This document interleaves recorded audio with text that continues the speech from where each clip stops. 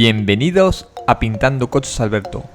Hoy vamos a realizar un parche de pintura utilizando resina, más conocido como blend.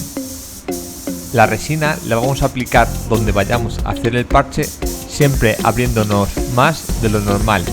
Una vez que la resina se seque, se volverá transparente, así que no tengáis miedo de aplicar la resina donde vayamos a hacer el parche. La resina siempre tiene que ir bien húmeda, para que cuando apliquemos la pintura se integre perfectamente en la pieza.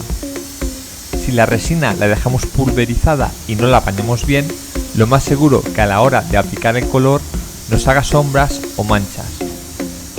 Es importante que a la hora de realizar el parche de color lo hagamos cuando la resina está húmeda o bañada. Por eso tenemos que ser rápidos y nada más terminar de aplicar la resina, tener preparada la pistola de pintura para aplicar el color. Cuando la resina se seque, se quedará completamente uniforme. Ahora procederemos a difuminar la pintura. Lo haremos siempre mojando y difuminando la pintura a los lados que queremos.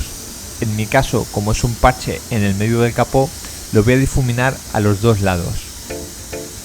Siempre cuando difuminamos la pintura hay que hacerlo dentro de la resina.